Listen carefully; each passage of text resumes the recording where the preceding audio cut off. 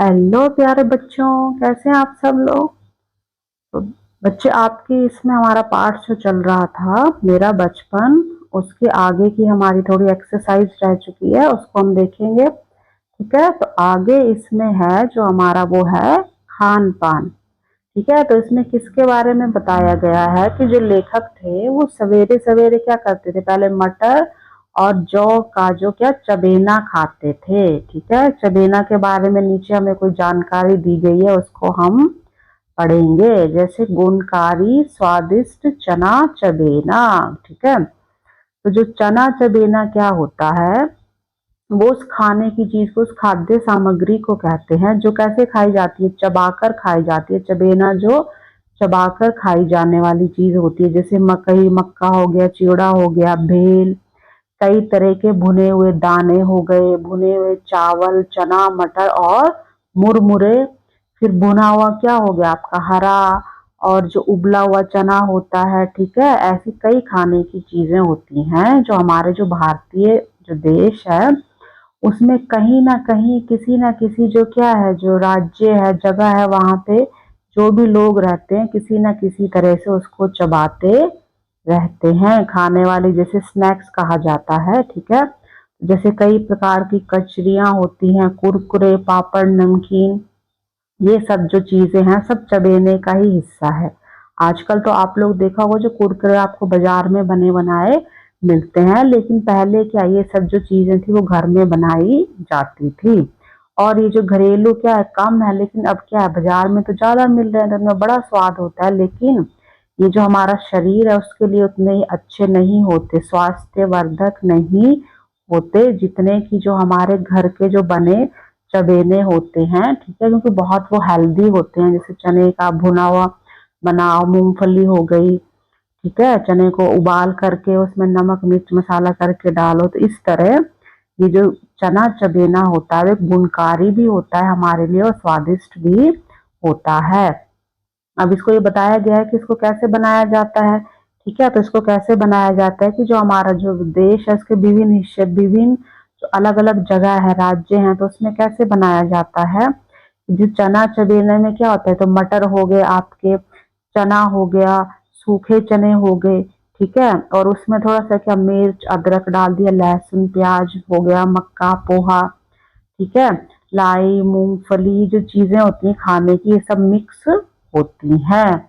ठीक है, जैसे नमकीन वगैरह भी कई जगहों पर अपने घर में खुद बनाई जाती है, तो इन सबको क्या करते हैं, पहले कढ़ाई में डालकर नमक डालते हैं और उसमें नमक डालकर भून लिया जाता है, जैसे नमक में चने मूंगफली भूनते हैं। ठीक है, और भूनने के बाद उसमें हल्का सा तेल मिलाया जाता है, और जैसे मिर्च की चटनी बना के उसके साथ प्याज जो लहसुन है उसको भी उसमें मिलाया जाता है, और इससे क्या होता है, जो चना जो चबेना है उसका जो स्वाद है और बढ़ जाता है। जब आप उसमें नमक मिर्च मसाला प्याज लहसुन ये सब चीजें डालते हैं ना उसमें काट के, ये चटनी बनाकर, तो उसका स्वाद और भी बढ़ जाता है। तो आपको इस तरह से घर में क्या जो हेल्दी चीजें हैं वो बना बना कर अपने पेरेंट्स को बोलिए, बना बना कर घर में खानी चाहिए, क्योंकि घर की वो बहुत ही हेल्दी होती हैं। ठीक है, आगे नंबर 2 देखेंगे। इसमें आपको क्या है, एक सूची या फिर एक आपको लिस्ट बनानी है, जिसमें आपसे पूछा गया है कि आप दिन भर में क्या क्या चीजें खाते पीते हैं। ठीक है, चलिए, तो इसका हमने यहाँ पे नीचे लिखा है, देखिए हमने सूची बनाई है। हमने कैसे बनाई है सूची, जैसे हमने लिखा है कि सबसे पहले क्या होगा, सुबह का नाश्ता। अब सुबह का नाश्ता क्या है, जैसे पराठा हो गया, पराठा, अचार हो गया।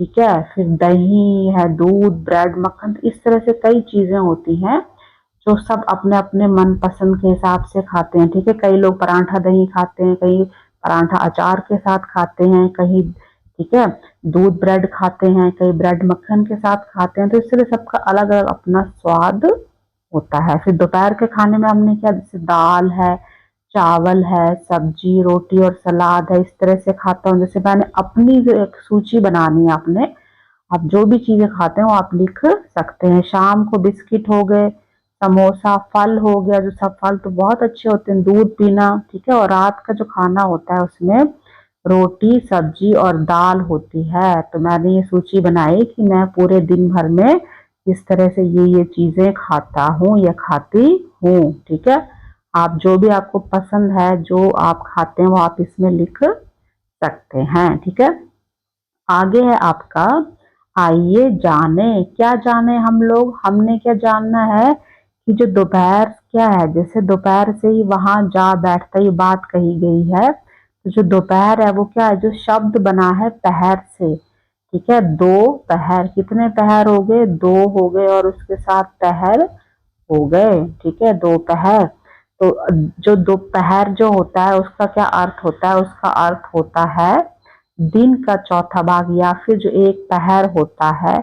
ठीक है, एक जो पहर होता है उसमें कितने घंटे होते हैं, 3 घंटे होते हैं, या फिर दिन का चौथा भाग उसको कहते हैं। तो इसमें आपसे पूछा गया है कि एक दिन और रात में कुल मिलाकर कितने पहर होते हैं। ठीक है, तो ये हम देखते हैं कितने होते हैं। इसमें आपको क्या बताया गया है कि एक दिन और जो रात है उसमें कुल मिलाकर कितने 8 पहर होते हैं। अब हमने 8 पहर कैसे निकाला देखते हैं। ठीक है, तो हमें क्या दिया गया है कि जो एक पहर है उसका अर्थ होता है या तो दिन का चौथा भाग ले लीजिए, या फिर 3 घंटे का समय आप ले लीजिए। मतलब एक पहर का अर्थ होता है 3 घंटे। तो एक दिन और जो रात होता है उसको मिला के पूरे होते हैं 24 घंटे। तो हमें एक पहर का कैसे निकालेंगे, तो एक पहर होगा जो दिन के पूरे दिन के 24 घंटे हो गए, उसमें हम क्या है, जो एक पहर है 3 घंटे, उससे उसको डिवाइड कर देंगे, उससे भाग दे देंगे, तो हमारा आ जाएगा उत्तर 8। ठीक है, तो इस तरह हमने निकाला कि एक जो दिन है और रात है उसमें मिलाकर 24 घंटे होते हैं, लेकिन जो पहर होंगे वो 8 होंगे, 8 पहर। ठीक है, आगे इसमें क्वेश्चन है आपका कि आपको ये 4 इसमें क्या है, जो पहर क्या है हमने दर्शाए गए हैं। ठीक है, अब 4 हो गए ना हमारे, इसमें इन पहर में बताया गया है आपको, ये 4 पहर दर्शाए गए हैं। अब आपने बताना है कि इन पहर में आप क्या क्या करते हैं, या आपने क्या करना है, लिखना है या फिर चित्र बनाइए। चित्र बना के भी आप बता सकते हैं। ठीक है, चलिए, तो इसमें हम देखते हैं आपका दूसरा जो प्रश्न है, हमने क्या किया है, हमने यहाँ पे उत्तर लिखा हुआ है। सबसे पहले है कि प्रातः क्या है, आपके सुबह का जो समय है 6 से 9 बजे तक आप क्या करते हैं। जैसे सबसे पहले आप उठते हैं, उसके बाद नहाते हैं, फिर कई बार क्या करते हैं आप, कुछ बच्चे जो है सुबह उठकर सबसे पहले पढ़ाई करते हैं, उसके बाद वो नाश्ता करते हैं। कई पहले नाश्ता करते हैं फिर पढ़ाई। आप अपने हिसाब से जो भी आप करते हैं वो लिख सकते हैं। दूसरा आपका है 9 से 12 बजे तक आप लोग क्या क्या करते हैं। तो 9 से 12 बजे आकर क्या, जैसे बच्चे हैं आप लोग छोटे, हम स्कूल जाते हैं, वहां पढ़ाई करते हैं। ठीक है, अध्यापक की बातें सुनना और खेलना, ये सारे काम हम, मतलब स्कूल का टाइम होता है उस समय हम ये करते हैं। फिर है 12 से 3 बजे, तो 12 से 3 बजे क्या, मतलब दोपहर का समय हो गया। तो दोपहर का सबसे पहले भोजन करते हैं, स्कूल से आके फिर थोड़ी देर आराम करते हैं, फिर गृह कार्य जो हमारे स्कूल का जो हमें काम होता है दिया गया है उसको हम करते हैं। उसके बाद हो गया 3 से 6 बजे, तो 3 से 6 बजे हम लोग क्या करते हैं, अपने दोस्तों के साथ खेलते हैं या फिर बातें करते हैं। कई बच्चे जो क्या पढ़ाई करते हैं या फिर ट्यूशन जाते हैं, और कई जो होते हैं वो अपने परिवार के साथ रहकर बैठते हैं, उनके साथ समय बिताना पसंद करते हैं। तो इसलिए जो आपको ये दिए गए कि 4 अलग अलग पहर में आप लोग क्या करते हैं, तो इस तरह से आप उसको लिख सकते हैं। ठीक है, आगे आपको दिया गया है तमाशा। तमाशा दिया गया है, इसमें आपको क्या बताया गया है कि जैसे गुल्ली है जरा सी। ठीक है, कैसी है, गुल्ली तो जरा सी है, लेकिन उसमें पूरी दुनिया की मिठास, मतलब उसको जो लेखक था कितना पसंद था खेलना गुल्ली डंडा।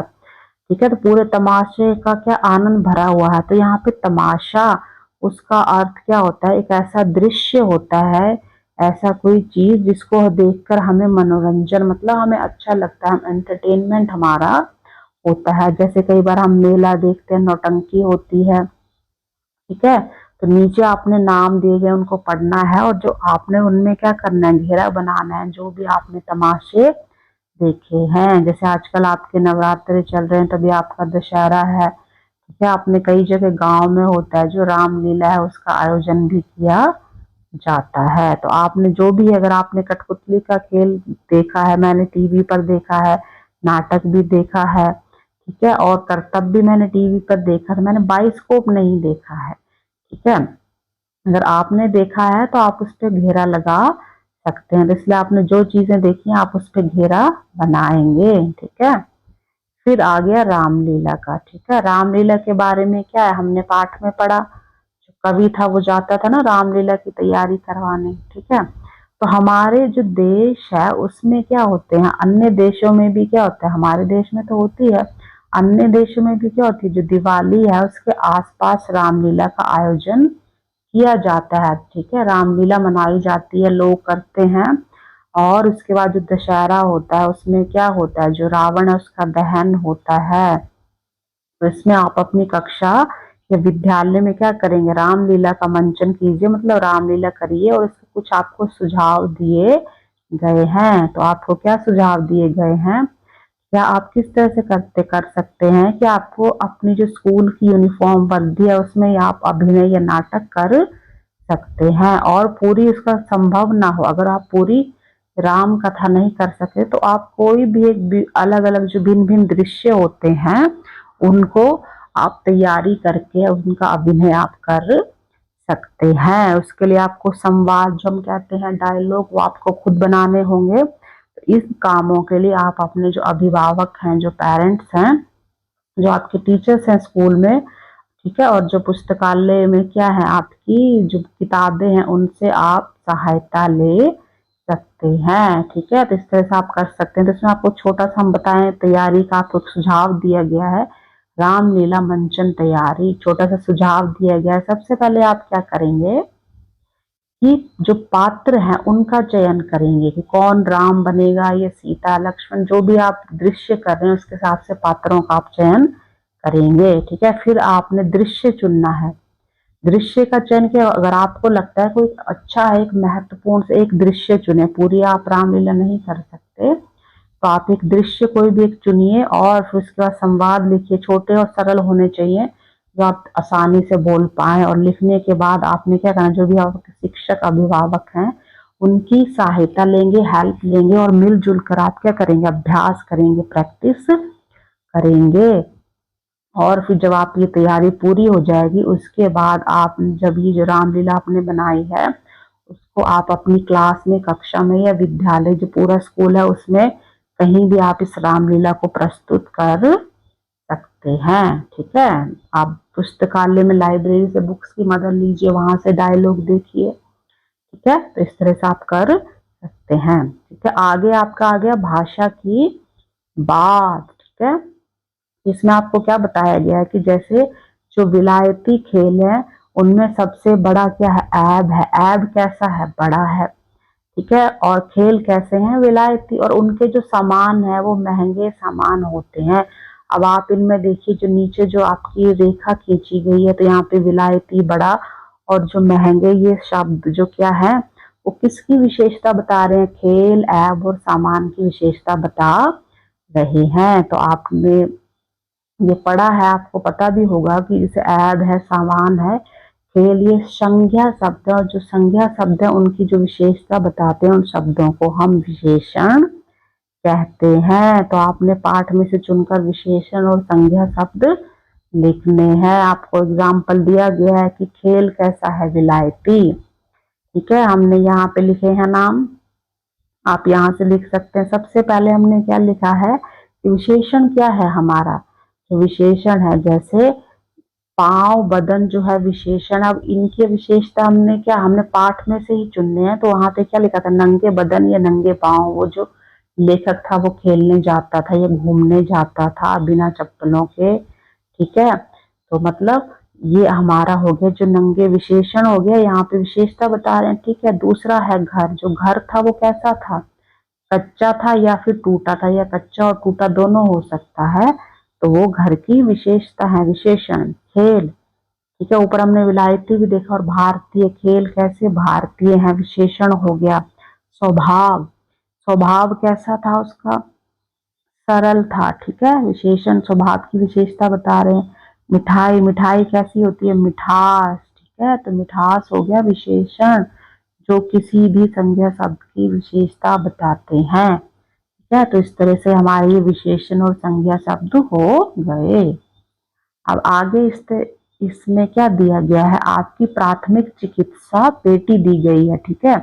और इसमें क्या बताया गया है कि जो कावेरी है वो क्या करती है, उसको जब कबड्डी खेलती है तो उसको खेलते हुए चोट लग जाती है, तो उसकी एक दोस्त एक मित्र होती है, ठीक है, नीलोफर। तो नीलोफर सभी से क्या करती है, कहती है कि जो प्राथमिक चिकित्सा पेटी, उसको इंग्लिश में हम फर्स्ट एड बॉक्स कहते हैं, मांगती है कि उसको लेके आओ, लेकिन वह किसी के पास नहीं थी। तो जो कावेरी होती है वो जल्दी से क्या करती है, डॉक्टर के पास ले जाने के बाद, ठीक है, कावेरी को तो वो डॉक्टर के पास ले जाती है, लेकिन उसके बाद जो नीलोफर होती है सभी को वो प्राथमिक पेटी, यहाँ पे चित्र दिया दिखाया गया है जो, ठीक है, फर्स्ट एड बॉक्स है, वो सभी अपने दोस्तों को दिखाती है और उनमें जो जो चीजें रखी हुई होती है उनको वो दवाइयों के बारे में वो बताती है, इसमें क्या क्या चीजें रखी गई हैं, क्या क्या हम चीजें प्रयोग या उपयोग कर सकते हैं जब हमें चोट लगती है।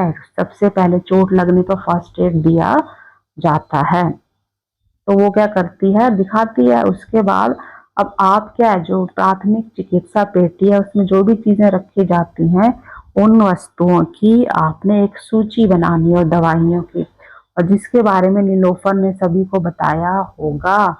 तो आपने भी एक फर्स्ट एड बॉक्स बनाना है, तो और आप उसमें क्या है, जो भी आपके सहपाठी, आपके दोस्त और अभिभावक हैं, आपके पेरेंट्स, उनकी आप सहायता ले सकते हैं, ठीक है। और अब आप इसमें क्या है, अब आप इसमें एक चिकित्सा पेटी क्या करेंगे, तैयार करेंगे, ठीक है, ठीक है, जो नीलोफर ने बताया था, ठीक है, उसमें कौन कौन सी चीजें रखी जाती हैं। तो जो प्राथमिक चिकित्सा पेटी है फर्स्ट एड बॉक्स, उसमें हम क्या क्या रखेंगे, सबसे पहले हमने देखा रुई कॉटन रखा है, हमने बैंडेज पट्टी आती है, अगर किसी को छोटी मोटी चोट लगे तो उस पर लगाने के लिए, सैनिटाइजर और साबुन होता है, ठीक है, उससे क्या होता है, जो घाव जख्म है उसको साफ किया जाता है, फिर उसको साफ करने के बाद उसमें एंटीसेप्टिक क्रीम लगाई जाती है, जैसे बोरोलिन हो गई, बोरोप्लस हो गई, ठीक है। और जो डिटॉल सैवलॉन होता है वो भी क्या होता है, घाव साफ करने के लिए होता है।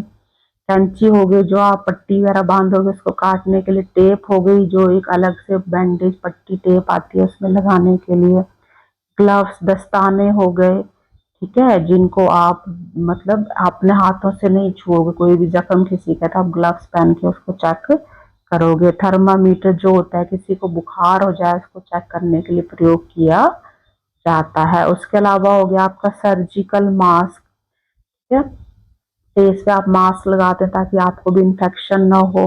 फिर दर्द निवारक दवाई है कुछ, उसमें हम और क्या रख सकते हैं, जो दर्द वाली दवाइयाँ होती हैं, लेकिन वो आप डॉक्टर की सलाह से लेंगे, अपने आप नहीं रखेंगे, ठीक है।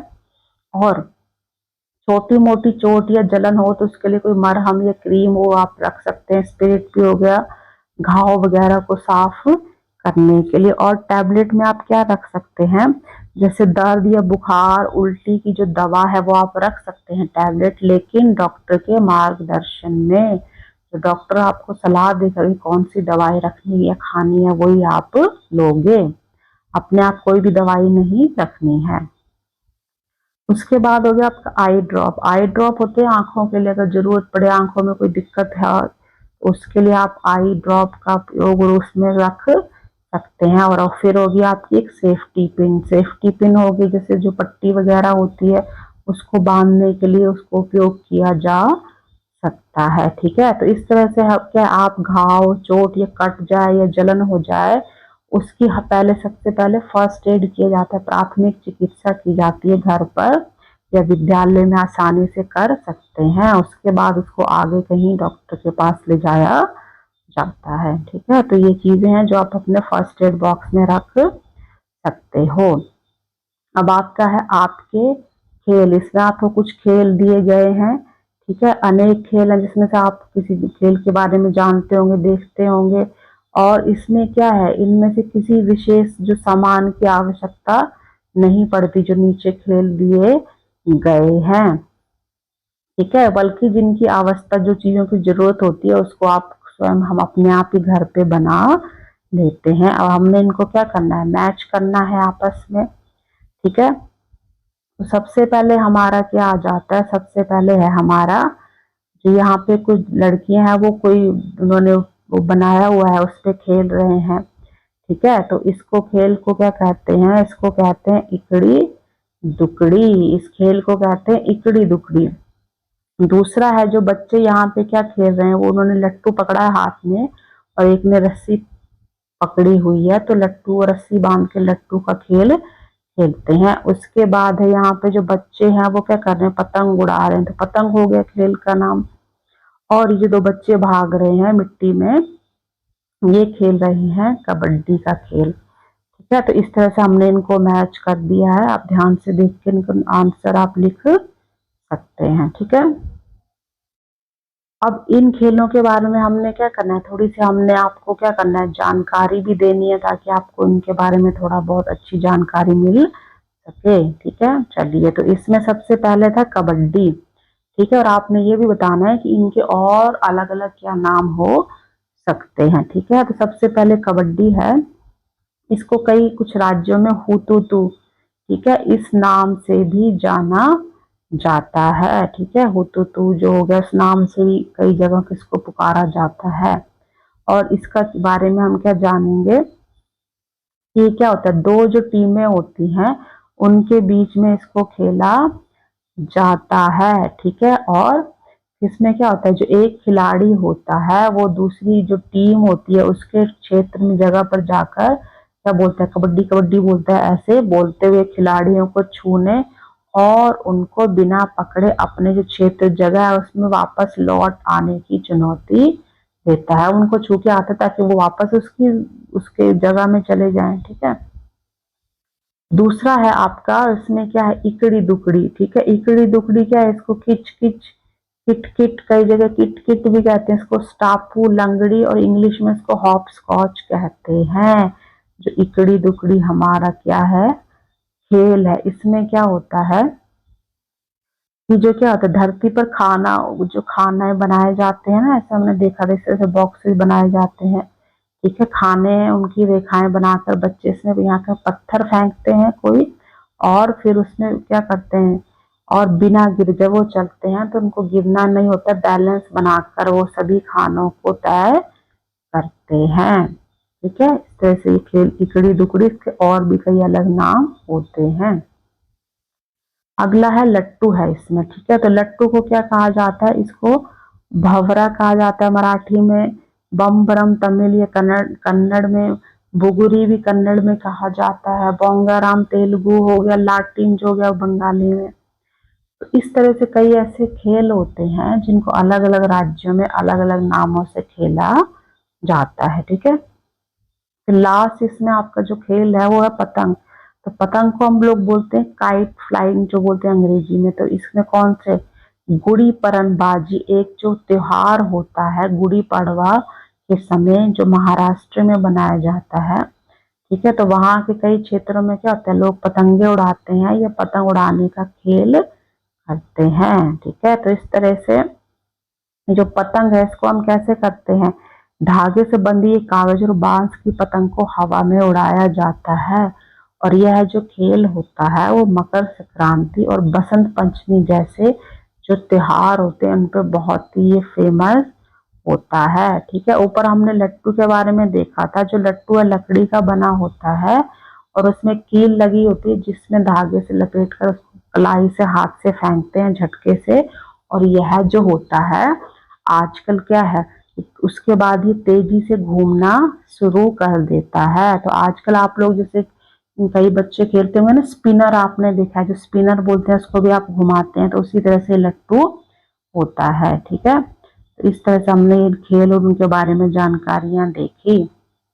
अब आपने क्या करना है, कुछ ऐसे आनंदमय खेलों की सूची बनाएंगे जो आपके दिव्यांग मित्र, मतलब दिव्यांग जो आपके देख नहीं सकते, ठीक है, या चल नहीं सकते, तो उनको आपने ऐसे गेम के बारे में बताना है, ढूंढने हैं। ठीक है, जो वो भी खेल पाए। तो ऐसे हमने एक सूची बनाई है, जैसे सांप सीढ़ी हो गई, ठीक है, लूडो हो गया, पजल्स जिसमें चित्र जोड़ जाते हैं, वो क्या अपने हाथों की सहायता से ध्यान लगाकर उनको छूकर पता करके उनको जोड़ सकते हैं। लूडो का गेम हो गया, ठीक है। फिर अंताक्षरी, इसमें गाना गाया जाता है। कहानी सुनना और क्या करना, सुनाना। इस तरह से क्या है, कई जो खेल हैं उनको वो खेल सकते हैं। और उसके अलावा और क्या कर सकते हैं, जैसे गाने बजाना, सुनना, ठीक है। फिर वो क्या कर सकते हैं, जो आपके हो गए चित्र बनाना, ये रंग भरना, ठीक है, किसी चीज में, और कागज की नाव बनाकर उसको पानी में तैराना।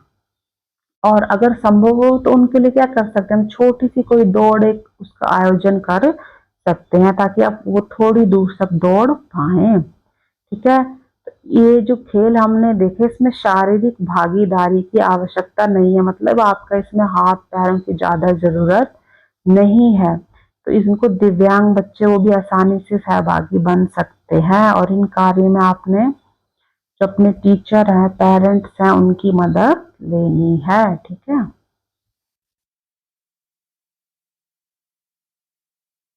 आगे हम देखेंगे पुस्तकालय से क्या है। इसमें आप अपने पुस्तकालय में जाइए और वहाँ प्रेमचंद की लिखी हुई कई कहानियां होंगी, उनके बारे में पढ़िए और उनको देखिए, उनकी चर्चा कीजिए।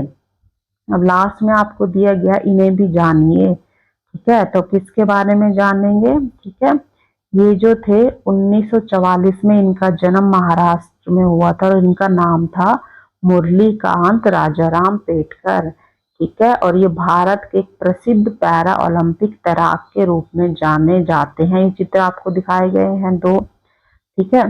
ये स्विमिंग करते हुए दिखाया गया है। तो इसमें क्या है, जो दिव्यांग जो पैरा ओलंपिक जो गेम्स होते हैं, ठीक है, उसमें क्या होता है, जो ऐसे जो लोग होते हैं जिनको कोई प्रॉब्लम होती है, देख नहीं सकते, हाथ नहीं चल सकता, वो टांग नहीं, इस तरह से उनमें कोई जो डिसेबिलिटी होती है, उसके कारण वो इस टाइप के क्या है अलग से खेल चुनते हैं, उनको वो खेलते हैं। तो इसी तरह उनके लिए पैरा ओलंपिक खेल बनाए गए हैं। इनको क्या है, हर जगह कुछ ना कुछ इनको मार्गदर्शन दिया जाता है। जो पेटकर थे कौन थे, भारतीय सेना के एक जवान थे, ठीक है। और जब 1965 में 1965 में भारत और पाकिस्तान के बीच में क्या हो गया, जब युद्ध हुआ था, तो कई गोलियां लगने के कारण उनको, जो पेटकर जी थे, कई उनको गोलियां लगी, जिसके कारण वो क्या हो गए, वो लकवा ग्रस्त हो गए, मतलब जो चल नहीं सकता, ठीक है, ठीक से। तो उन्होंने, चिकित्सक जो थे उनकी सलाह से उन्होंने कहा कि आपको तैराकी, मतलब आपको तैरना शुरू करना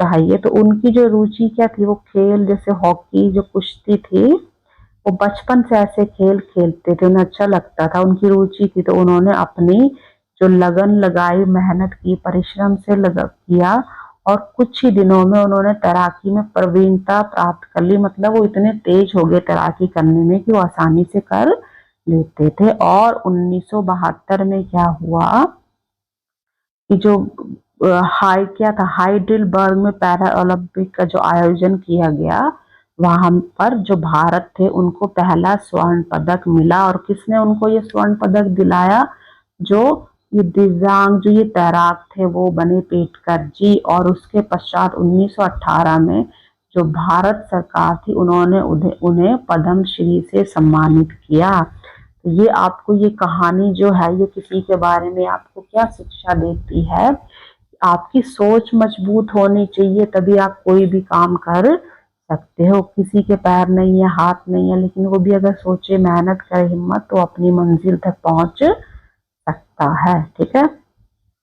आगे आपका है लास्ट में कि आपको ये चित्र दिखाया गया है, ठीक है। ये भी आपकी पैरा ओलंपिक महिला खिलाड़ी है, ठीक है। आप चित्र को ध्यान से देखिए और फिर उसके बारे में आपने पता लगा के आपने थोड़ी सी कुछ उनके बारे में जानकारी देनी है, ठीक है। ये आप देखिए, इनके दोनों हाथ नहीं है, और यहाँ पे देखिए ये पैर से इन्होंने तीर जो पकड़ा हुआ है, मुंह लगा के उसको वो छोड़ेंगी, ठीक है। तो ये बहुत प्रैक्टिस की जरूरत होती है। तो ये कौन है चित्र में दिखाई गई, ये जो दिखाई गई है प्रसिद्ध पैरा ओलंपिक महिला खिलाड़ी हैं, जिनका नाम है शीतल देवी, ठीक है। और जो शीतल देवी है वो भारत की पैरा तीरंदाज है। पैरा ओलंपिक गेम्स उनके लिए होते हैं जिनमें कोई डिसेबिलिटी होती है। तो ये बिना हाथों के अपने पैरों से तीरंदाजी करती हैं और अंतर्राष्ट्रीय स्तर पर ये एक पदक भी जीत चुकी है। इंटरनेशनल लेवल पे जो गेम्स होते हैं वहां पे उन्होंने एक पदक जीता है। ठीक है, और उनका जन्म क्या हुआ है, जम्मू कश्मीर के किश्तवाड़ जिले में हुआ था। ठीक है, और जब उनका जन्म हुआ तो उनको बचपन में क्या था, एक जो बीमारी थी जिसका नाम है फोकोमेलिया, एक जो बीमारी थी वो हो गई थी, जो जन्म से ही उनको थी, जिसके कारण उनकी जो दोनों जो बाहें थी, ठीक है, वो पूरी तरह से विकसित नहीं हुई, मतलब उनके हाथ ही नहीं थे। ठीक है, तो उन्होंने क्या किया, जो शीतल देवी थी उन्होंने 2024 में जो पैरा ओलंपिक के मिश्रित टीम कंपाउंड तीरंदाजी थी उसमें उन्होंने कांस्य पदक जीता और सबसे कम उम्र की भारतीय पैरा ओलंपियन पदक विजेता वो बनी। ठीक है, और वे अपने पैरों का जो उपयोग करके पैरों से, मतलब वो पैरों से तीर को चलाती थी और उन्हें कई राष्ट्रीय और अंतर्राष्ट्रीय पुरस्कार प्राप्त हुए हैं। और इसमें जो 2023 है उसमें उनको क्या मिला है, अर्जुन पुरस्कार भी शामिल है। ठीक है, तो ये हमें क्या बताया जा रहा है कि हमने ये चित्र देखकर पहचाना कि जैसे शीतल देवी है वो पूरी दुनिया और देश के लिए क्या है, प्रेरणा है। क्यों है, क्योंकि उन्होंने बहुत मेहनत की है और जो उनकी शारीरिक सीमाएं हैं, मतलब जो उनकी कमियां हैं, जो लिमिटेशंस हैं, ठीक है, उसके बावजूद उन्होंने अपनी मेहनत और आत्मविश्वास से उत्कृष्टता प्राप्त की है। मतलब उन्होंने इतनी मेहनत से जो कई काम सीखे हैं, तीरंदाजी करती हैं, तो अगर आप सोचना चाहें और मेहनत करना चाहें तो कोई भी काम आपके लिए असंभव नहीं है। ठीक है, तो ये आपका पार्ट यहीं पे खत्म होता है। नेक्स्ट वीडियो में हम आपका आगे का पार्ट शुरू करेंगे। ठीक है बच्चे, चैनल आपको अच्छा लग रहा है तो इसको सब्सक्राइब जरूर करिए। ठीक है, और वीडियो को लाइक शेयर कमेंट जरूर करिए। ठीक है बच्चे, थैंक यू वेरी मच।